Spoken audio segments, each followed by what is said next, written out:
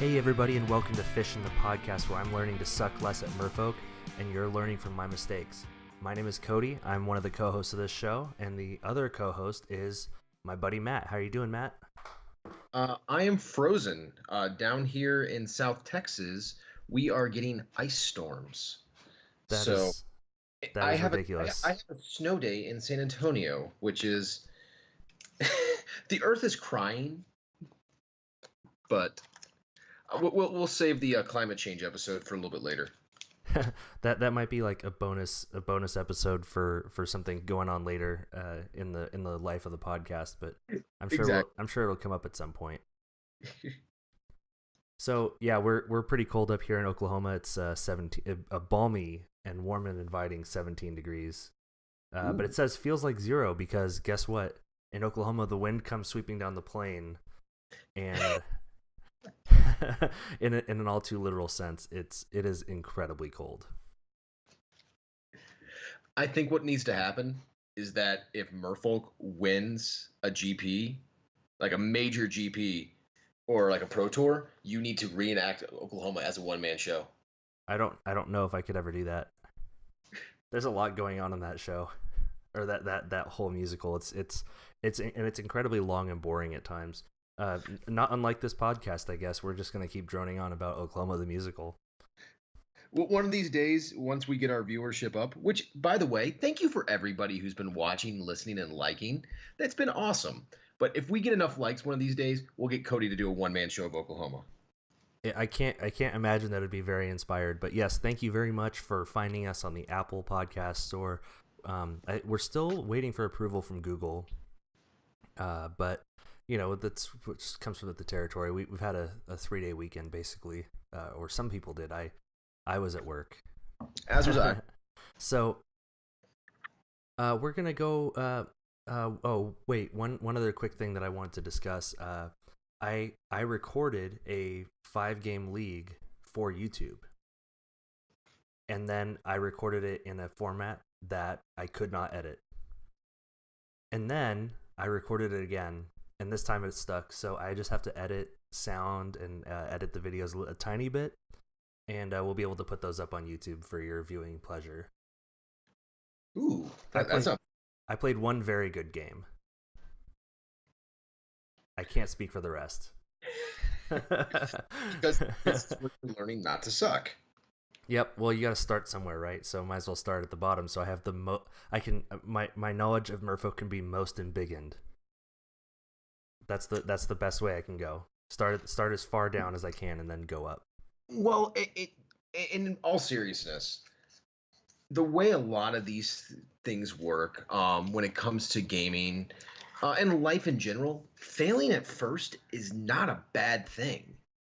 When I play a new deck or start a new format or whatever, I usually get my ass whooped a lot. But you learn so much more from losses than you do from victories. So just keep at it. Oh, Look, I plan on it, and many of my exploits will be published to YouTube for all to see and laugh at. There was actually one game where I tapped Aether Vial to put a Merfolk into play, and then I was like, no, I actually don't want to do that. But then I clicked. It said in the box, "Do you want to use Aether Vial's ability?" And I said no, and I just tapped it for no value. So the I greatest lesson I love learned to see the expression of your opponent. is, Again, I think people will find out. I'm not the biggest Moto fan. It's nothing against the software. I just when I play Magic, I prefer to have the paper in my hand. It's more of a social thing for me, especially again. Now that I'm getting a little bit older, it helps me get out of the house and things like that. When I'm home, I usually don't have time to be on a computer playing a game, no matter how much I'd like to. So I don't get to experience that. I wish I could experience when you have that kind of moto fail and see the other person. oh yeah, no, I totally agree, and I do very much prefer playing in person, across from another human. However, it does allow you to jam a lot of games. Oh, absolutely. Moto has its place. Especially like for people who don't have an LGS. Um, but yeah, it's just not for me, and that's fine. Yeah, yeah, that's fine.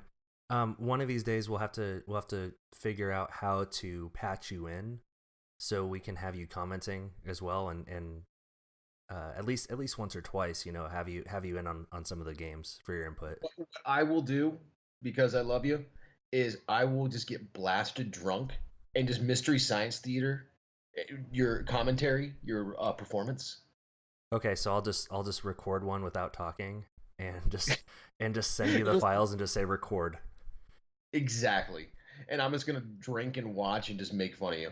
That sounds like a good plan. I like that as well. That's a lot easier on me for recording level stuff. So we're gonna go into our first segment, the random Merfolk card.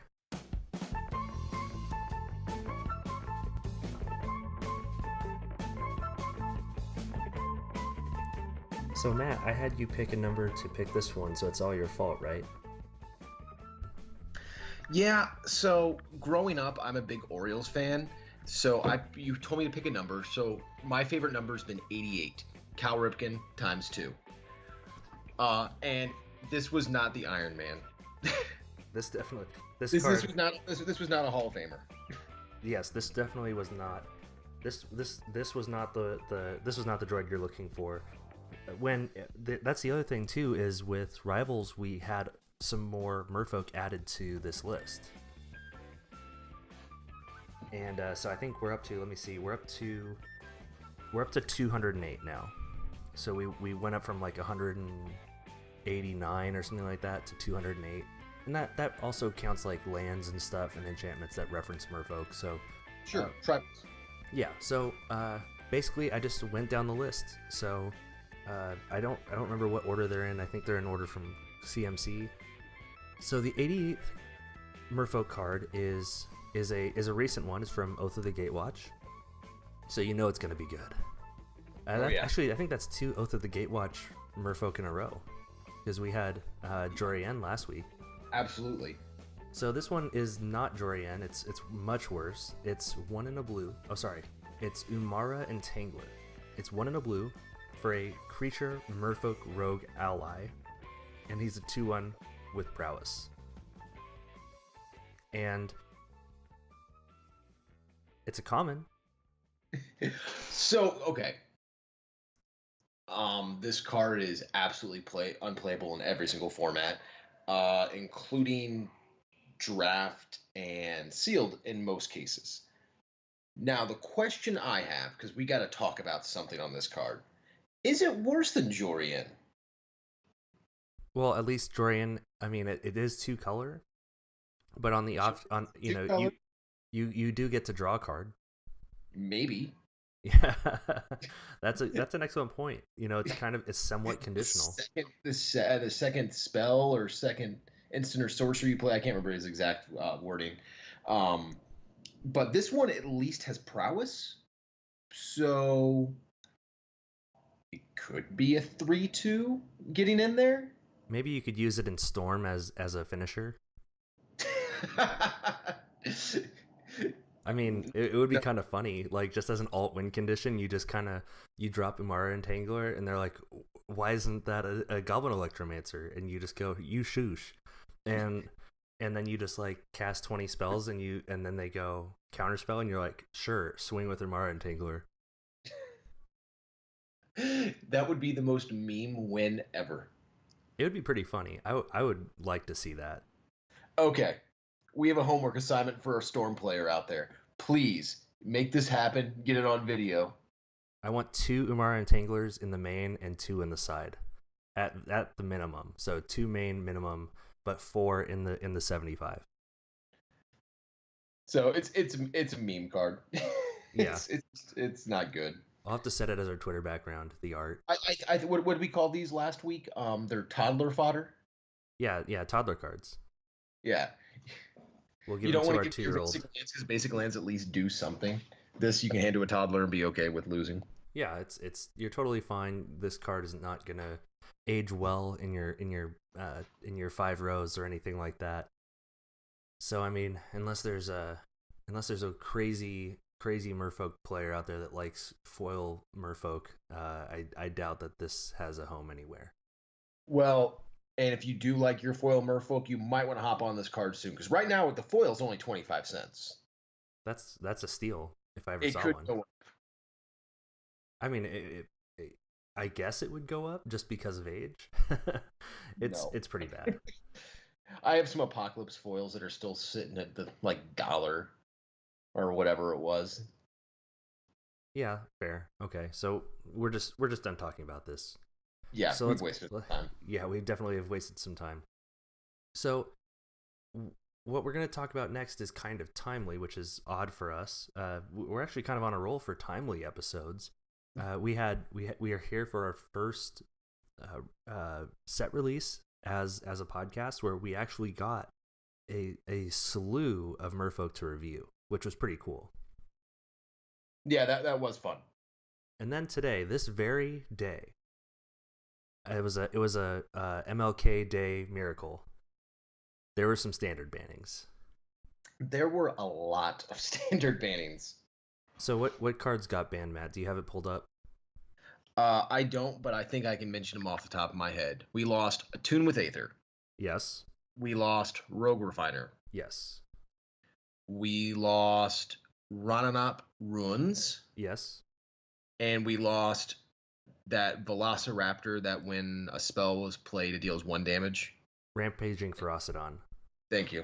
Yeah, players can't gain life, and whenever a creature enters, it gets dealt 1 damage. I think it has Menace too, if I remember correctly. Yeah. Well, anyway, these are pretty big cards because basically they were in decks that were pretty much the only decks Two out viable there. decks. I mean, we had some pretty cool decks. I think in Second Sun Control, which seemed like a pretty fun deck to me. But it doesn't matter when you're getting your face beaten in so quickly by both Teamer Energy and Ramanap Red. And Teamer Energy also includes the versions that were splashing black. Yeah, so what's going to happen now is one, I was completely shocked by this. I thought they were going to hurt Energy. I didn't think that we would get both Rogue Refiner and Attune smacked. And I had no idea they were going to hit the Rananop red deck. Yeah, But it's kind of odd that the red deck wins deck got banned. ironically enough, I don't think the cards that got banned out of that is going to be enough to break that deck. Hazard Hunt is so good. Yeah, but I mean the biggest thing I think about the Rampaging Ferocidon was that you couldn't gain life. And Mm-hmm. now we have all these cards from both from Ixalan and from Rivals that they just have incidental life gain tacked onto them. I mean, I've got some of my draft shaft here. I'm sure if I just looked through it, there's some cards that it's just like, you destroy a creature and then gain 2 life, and it just has that rider on it. Yeah. I'm at least happy that Wizards has acknowledged that they've made some huge mistakes design wise over the last probably 2 years, last 6 sets that have come out.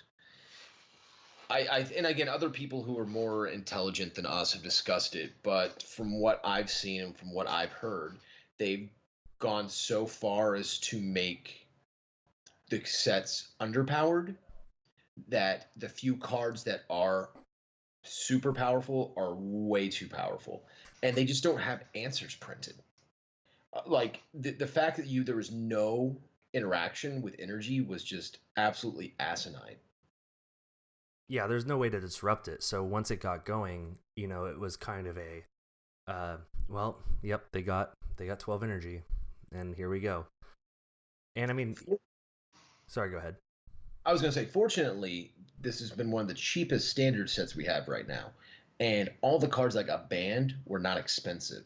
So at least people aren't going to be creamed financially. That's true. We're not playing in $1,000 standard land anymore. And what was funny was I actually saw a couple weeks ago somebody had a fully foiled out Teamer Energy deck that they had for sale. And I forgot what they had it at. It was like 400 or something like that. I'm sure somebody in the Magic high end Facebook group could correct me on that. But I mean, what a time to get out of it. Yeah. I mean, if you're gonna get out of it, right, you're gonna do that. Oh, I mean, that person had some pretty good forethought. The writing was on the wall. We all knew something was going to get hit. I just don't think we saw that it was going to get hit this hard. Now here's my random thought. And I don't want to go too far off in the woods, but we've had now six, no, more than that, 8 cards banned from standard because we've Uh, also lost Aetherworks Marvel. We've yep, also lost the cat. yep. That's six. Smuggles. And Smugglers. So that's 7. Now I know we lost Emrakul and Reflector Mage, but they've already cycled out, so that doesn't count. But anyway, we've lost a lot of cards to being banned in Standard recently, Mm-hmm. which is very unprecedented. It's only happened twice before. Once during the original Mirrodin set because Affinity was just broken, and then also once during the original Artifact block. Well, not the original. The original would be Antiquities, but the second Artifact block, which would be the Urza's block, um, which was just still some of the most powerful cards ever printed. Is banning that many cards really the best way to go? So I started trying to think outside the box. What could they do? What if instead of banning, they emergency legalize something Yeah. like a random like because the problem is we need answers. So what if like Torpor Orb just randomly got you can now play it in the standard. So Interjected. It just got added. it just got interjected, added to make sure that energy when they came into play they did not get the energy. I was actually kind of hoping to see something in Rivals that it was kind of like something that did interact with energy, because I think sometimes they do that where they they'll in the set after there'll be something that interacts with the set before, and it doesn't necessarily have to be like 100% like, oh, this says this, but it could be something like target player loses 2 counters of a certain kind because they were energy counters, right? Sure. Or remove any counters from target player or something along those lines. Yeah, absolutely. Yeah, so I think that would have been something cool that they could have used to fix it, and that could also interact with other cards in the game that already exist. Yeah. Because there are ways like in Commander that you can get the not the experience counters, the I, it's biting me on the face. The commanders that have those special counters experience, or They are the experience counters. That's why you're throwing me off. Yeah, Solemnity prevents that from occurring. yeah. Well, I mean, Solemnity is an answer, but it's only an answer for white. Like, and I mean, in one, I was actually discussing this with a group that one of the things that kind of made it difficult was all colors produced energy in some capacity Hmm. in both of those sets, and there wasn't an answer that had a color except white, and like that's it. There's only the one card that could stop it. And white in that format, which is not very good. Yeah, unfortunately. But that's just kind of one of those things that maybe they could have made it so that like blue, green, and red could produce energy, and like maybe black, white, and red could have mechanics that removed energy. Red being kind of that swing, like does what it wants to do. I think that would have been pretty a cool way to balance like energy production versus energy removal without having to resort to another set of bannings. Absolutely. Um, One thing I will say is Kaladesh is probably one of my favorite sets in a really long time. I love the overpowered artifacts. I think it's going to age so well, especially with, in my opinion, having the best expeditions or masterpieces. The inventions are just absolutely gorgeous. I totally So agree with you. They're amazing, beautiful to it look it at. it, it really saddens me that energy has really kind of put a black mark on that set because I think it's really cool. But and you know what it does? It opens up other decks into the format. Yeah. So I don't know. There's a deck that I kind of like. I've been on for a little bit now, and I think it might get me into standard.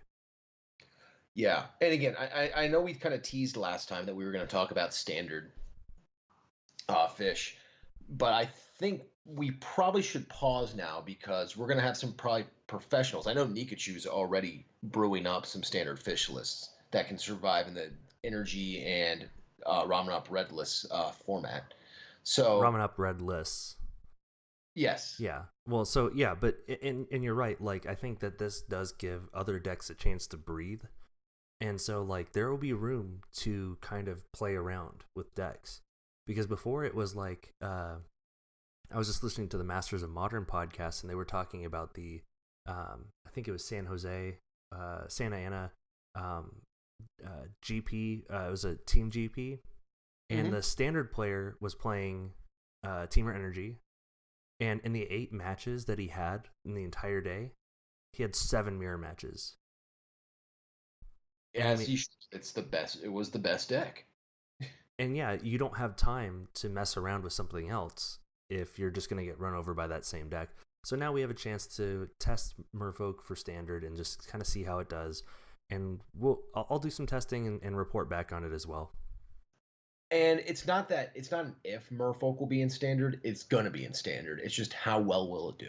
Yeah, and I've seen lots of different versions that deal with +1/+1 counters, because there's some Merfolk that do that, and then there's some that are kind of just tempo based, where it's like, you know, you have unblockable dudes and you bounce creatures for value, or you know, make your things unblockable and just kind of swim under and around your opponents, and using unsummon effects to just kind of get things out of the way. So it'll be interesting to see which version kind of pans out to be the best version. So we're going to go into our first segment, and that is we're going to discuss the differences between tropical Merfolk and mono blue Merfolk. From what I see, the biggest thing we're gonna be talking about here is land. We're splashing another color in. So we're going to be talking fetches. We're going to be talking shocks. We're going to be talking fast lands. We're not going to be talking perfect mana base anymore. We're taking a few of the best card ever printed out of the deck. Yeah, that's true. I mean, both decks play the best card ever printed in Magic, but we are definitely playing much less of them in the tropical Merfolk version over the mono blue version. So really what we're looking at here are the upgrades in the creature base and the sideboard really that much better than having a mono blue mana base, which is a lot easier to maintain, and you're not going to be taking shock and fetch pain from it? Yeah, so both of us actually have my deck list pulled up. So this is the mono blue deck list that I run, and then the tropical Merfolk list that I run. And there's some slight differences, and we obviously are never going to even stoop to running a basic forest. I think that's a little too much. But so we're just going to cry to Blood Moon. We're going to cry to Blood Moon. But so we're gonna take a look first at the land list for the mono blue list. So we're running 12 islands, 2 Cavern Souls, 1 Minamo School at Water's Edge, which is that legendary land that taps Manamana. Manamana. But that's the one that taps for, it's a legendary land. It comes into play untapped, taps for a blue, and then you can pay a blue and tap it to untap target legendary permanent. It doesn't honestly push the needle on the deck too much, but it's kind of like an optimal play land, which is dropped entirely in tropical Merfolk. And then the other non-basic is Oboro Palace in the Clouds, which is another legendary land that taps for blue and has 1 return Oboro Palace in the Clouds to its owner's hand. Yeah, and we talked about this, I think, in our very first episode. They're good. They're really good, but they're not moving the needle that much, where if you weren't playing them, it's not going to make the deck unplayable by any means. So dropping them for the tropical isn't that big of a deal. Yeah, and we're running a lot more non-basics in tropical, so we don't need the kind of corner case hedging that Minamo and Oboro give us in mono blue. So we can easily drop those for just for fast lands and more caverns and things of that nature that would be better suited for a 2-color mana base. Mm-hmm. So moving into my tropical Merfolk list, we're running 3 Cavernous Souls instead of 2. So one of the main reasons for that increase is the Cavernous Souls in a 2-color deck is kind of better than Cavernous Souls in a 1-color deck. It taps for basically 2 colors because we're only playing fish. So it's kind of a dual land in our deck. Yeah, I mean, and you're not playing that many non-creature spells, and every creature you're playing is a fish now. So yeah, why not? And then and then 4 of the other spells in the deck are artifacts, which are fine anyway. So you have 6 cards that aren't hit by the Cavern of Souls. Yeah, and Aether Vial kind of is a source of mana almost. It puts creatures into play, so that kind of helps us be able to not have to tip so far into green. And when we do that, then like I said, we don't have to worry about playing basic forests, because committing to basic forest kind of forces us more into green than we'd like to be. And the worst top deck would be a forest when we have Lord of Atlantis in our hand and we need to drop it. So we're running 4 basic islands and 4 Mutavaults, which Mutavault is in every Merfolk list as almost exclusively as a 4 of. Absolutely. We're running 4 Botanical Sanctum, which is the fast land from Kaladesh, the blue-green fast land. It enters the battlefield tapped unless you control 2 or fewer lands. So in your first 3 turns, it is a source of blue and green. Which I have absolutely no problem with, because after turn 3, if you're playing land, or at that point, if it comes into play tapped, who really cares? It's not as big a setback as you would think it is. And Yeah, I mean, almost everything I'm looking at your list now, and nothing has a CMC over 3 at this point. So if you're dropping lands after turn 3 or pulling lands after turn 3, you're pulling dead cards. yeah, and sometimes it is helpful to have untapped lands after turn 3, because then you can start playing multiple spells. But we have other lands in the deck for that purpose. Absolutely. So the list that I'm running is actually the exact same as what Nikachu runs, and what he recommends is 1 breeding pool. So that is a fetchable island and forest, and when it comes into, it's a shock land, so when it comes into play, you can pay 2 life to have it come into play untapped. So that gives us some versatility, honestly. If we need the green and we don't have a fast land, we can just fetch out the 1 shock land to have that green on turn 1 or turn 2 if we need it. Well, and we haven't touched on the creature base yet, so I don't want to foreshadow too much. But there's not that many green creatures that we're going to be trying to play anyway. So hitting on that's really probably not that big a deal. Yeah, and like I said, we don't want to take too much damage off the shocks. We just don't. So I think that running 1 is correct. Some people would argue for 2, but that's kind of up to your meta and seeing how aggressive things are in your play group. And if things are pretty aggressive, then definitely back off on the breeding pools. Well, and let's just put something out there real quick. This deck is far from optimized because we haven't had enough chance to play with it. And when I say we, I'm talking about the Merfolk community. When I say the Merfolk community, I mean everybody but me, because I don't play Merfolk. So, well, we also have all the new Rix cards too that we haven't. Yeah, there's a lot more cards coming in. I mean, the traditional mono blue Merfolk list has been played for like 10 years. People know what it's gonna do. We really don't know what this green deck is gonna do yet. Yeah, and that's totally fair.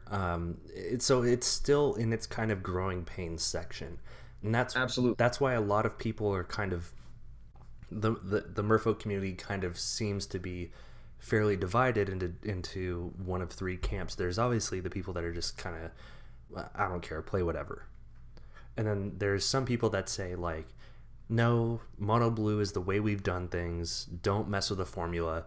This is how we do it.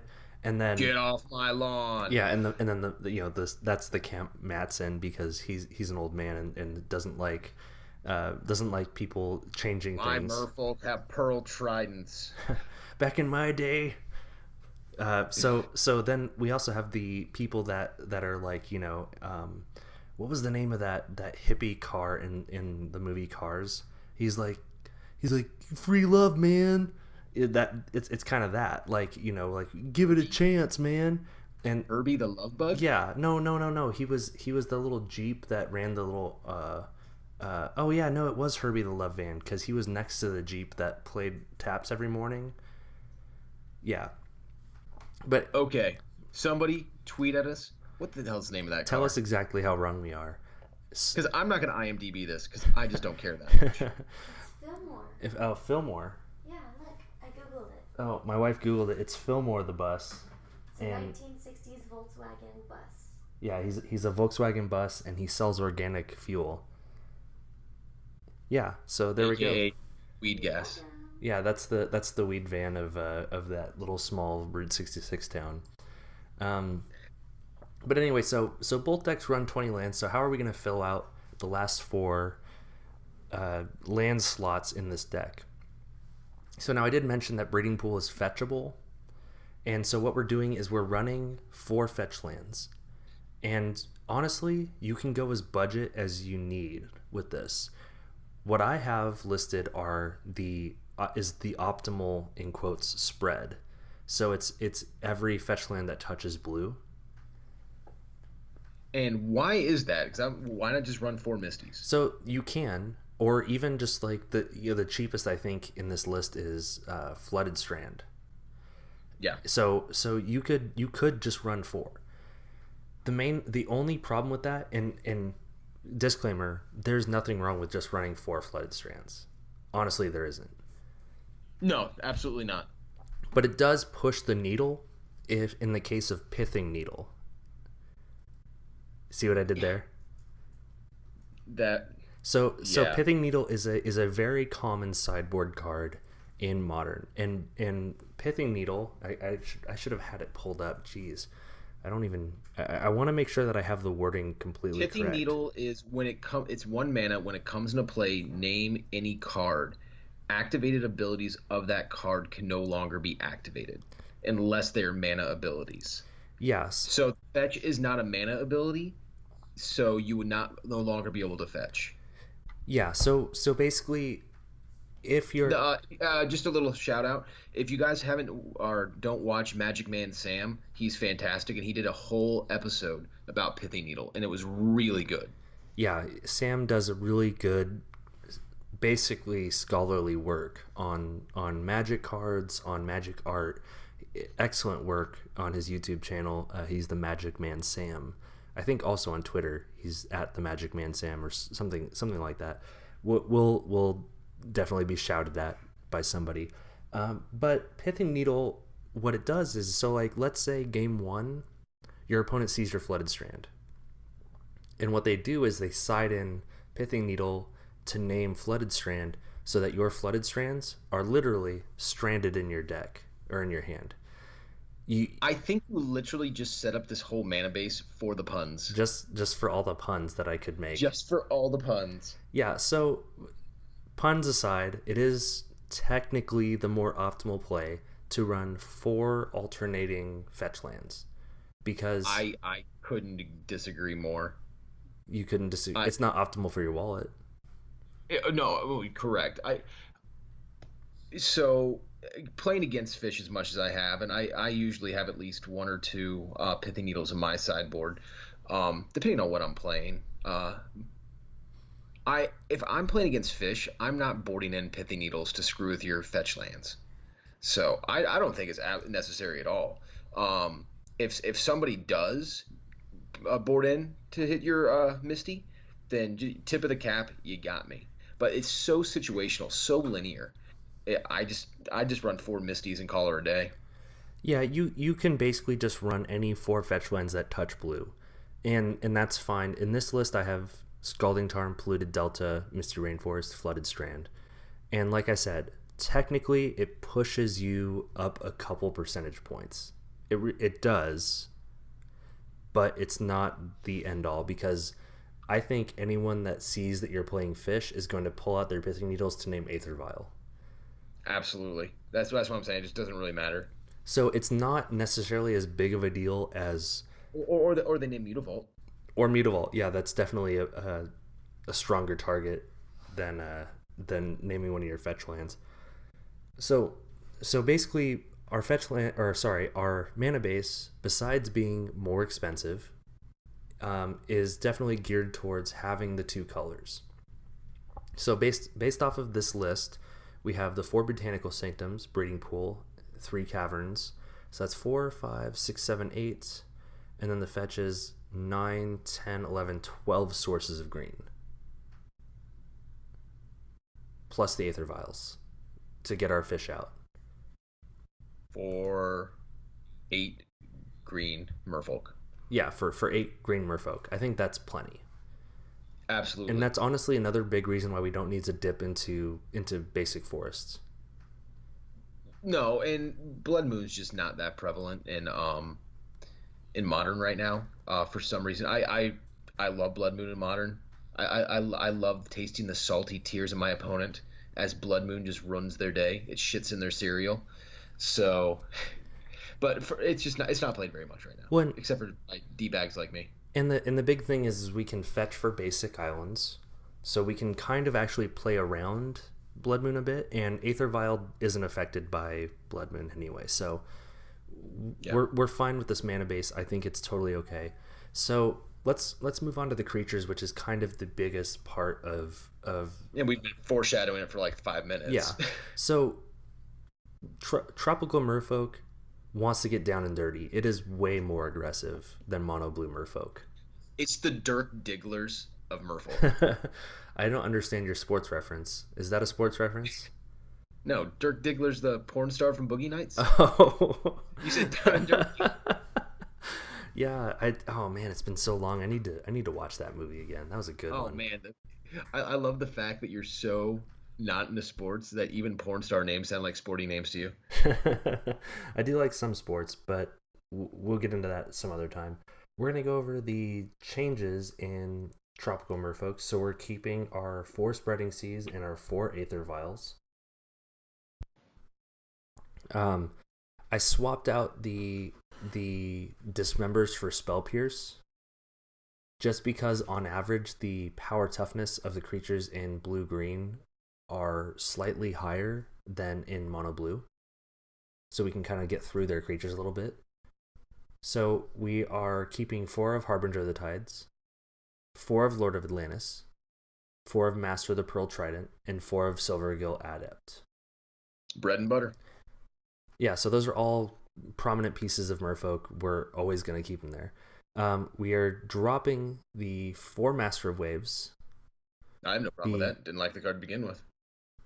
Well, if you watch the videos that I recorded and put on our YouTube channel, then you would see that actually Master of Waves stabilized a lot of games. It stabilizes a lot of things. It stabilizes against a lot of opponents. We are also dropping the Kira and Kopala, Kira Great Glass Spinner and Kopala Warden of Waves, and we're dropping 1 Marrow-Ragery. So what are we trading in for all these? So and we're also dropping 4 Curse Catchers. So we're swapping out the Curse Catchers for 4 Kumena Speaker, which is a green for a 1/1, and it's a Merfolk Shaman that gets +1/+1 as long as you control another Merfolk or an island. So it is a Savannah Lions on steroids. It's a Savannah Lions with butt implants. Exactly. And what it means is we can play a fast land on turn 1 and drop Kumena Speaker, and then play an island on turn 2 and drop a Lord and swing for 3 on turn 1, which is pretty aggressive. Sorry, turn 2, yeah.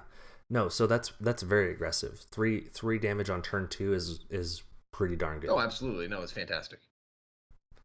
Then the other 4 creatures we're adding are... Oh, sorry, we're actually adding 2 more creatures, but... So the other green Merfolk that we're adding is Merfolk Branchwalker. which is 1 and a green for a 2/1, very similar to Silvergill Adept.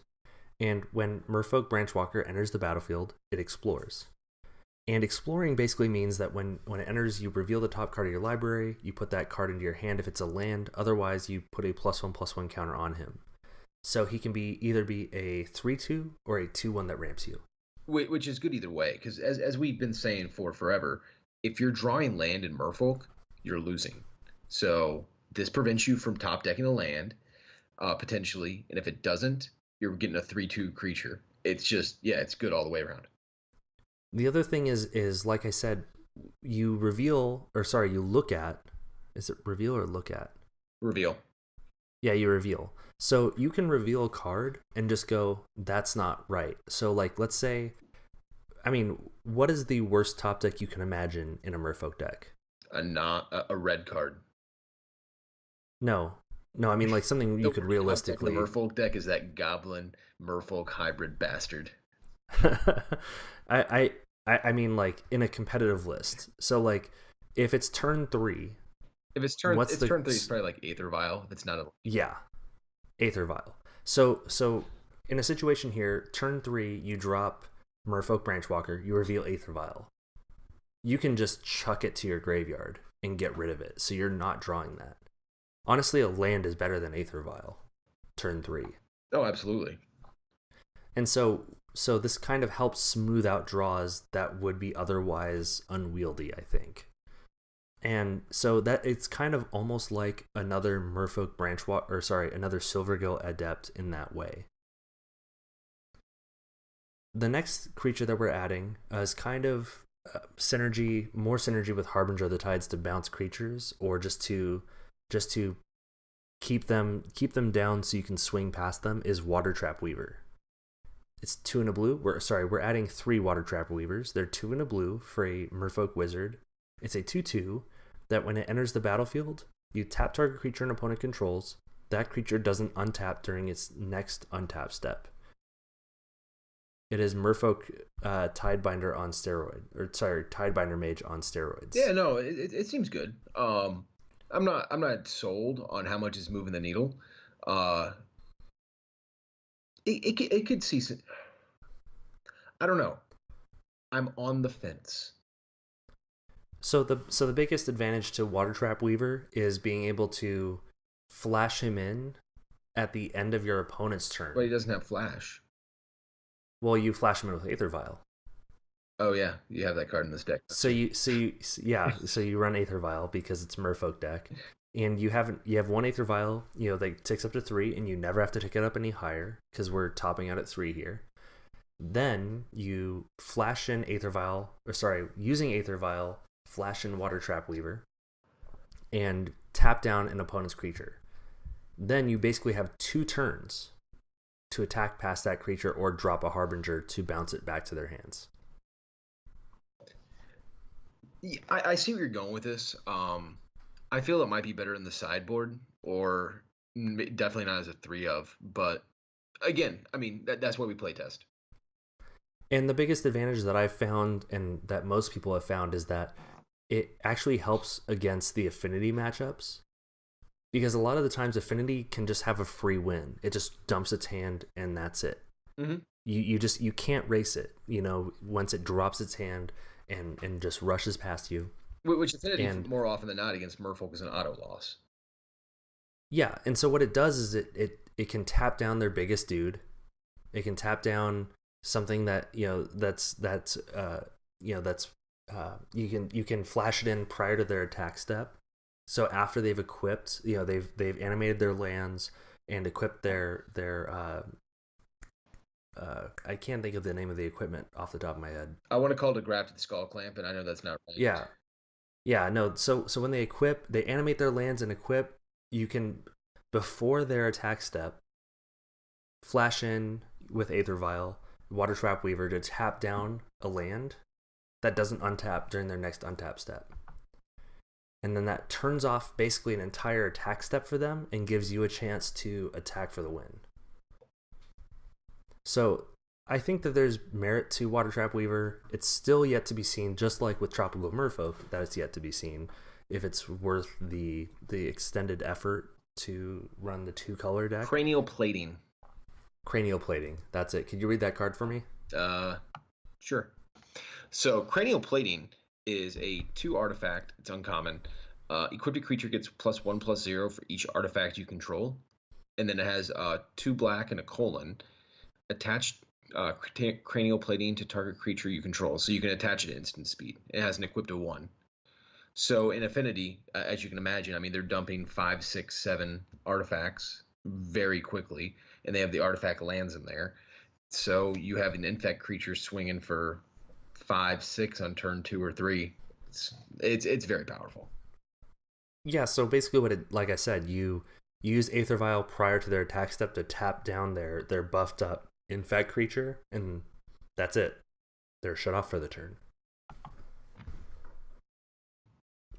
I just think that there's something worth testing there. No, there's nothing wrong with it.